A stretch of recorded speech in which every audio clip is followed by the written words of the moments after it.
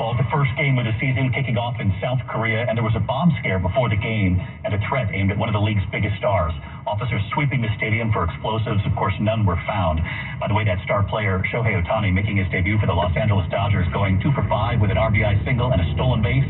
The Dodgers beating the Padres 5-2. And Shohei Ohtani made $50,000 on that because he had bet on himself to get to Wait a minute now. Hopefully not.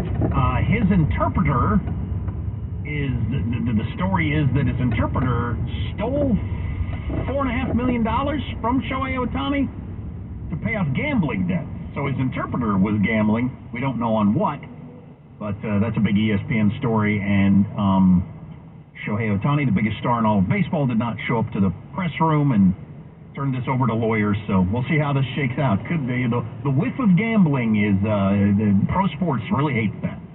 Oh, and the greatest, most exciting star in the game. So here's a couple of political notes for you. First of all, Trump needs to come up with $500 million by Monday somehow. This is that he defrauded lenders thing from New York, even though the lenders never complained at any point. But the Attorney General decided to bring it on behalf of the people. Years later. And the judge says, yep. In an election year. Yeah.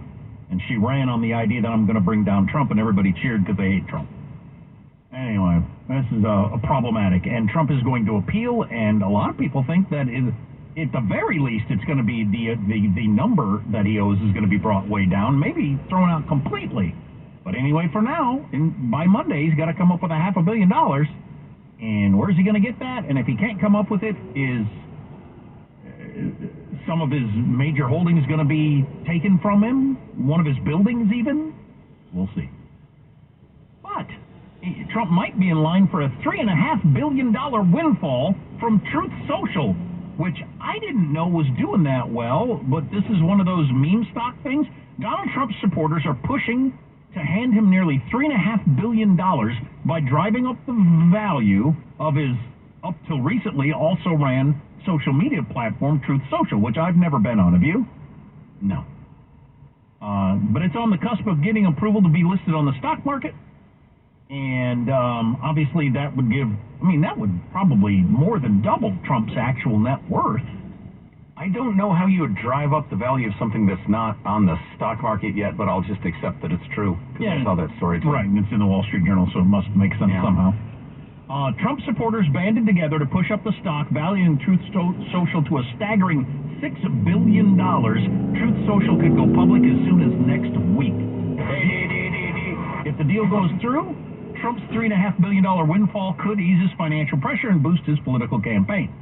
He needs money for a variety of reasons, including why we just said. Biden currently has a massive campaign cash lead over Trump as the general election begins. Not even close. For a variety of reasons there. Also, how big a deal is that? Well, Karl Rove wrote an opinion piece today saying it's not as big a deal for Trump and Biden specifically as what it does for the party.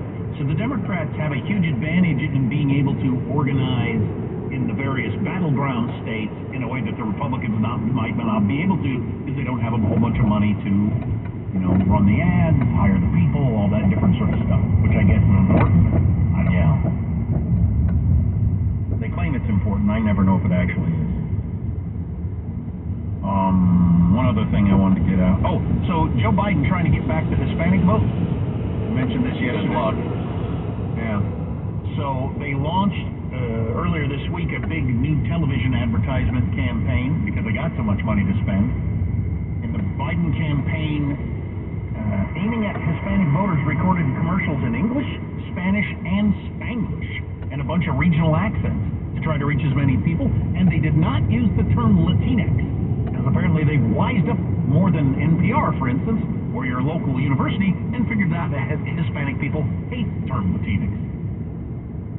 They're not super fond of senile old guys either, so they're up against it. Or a lot of your woke agenda. Ugh. Armstrong and Getty.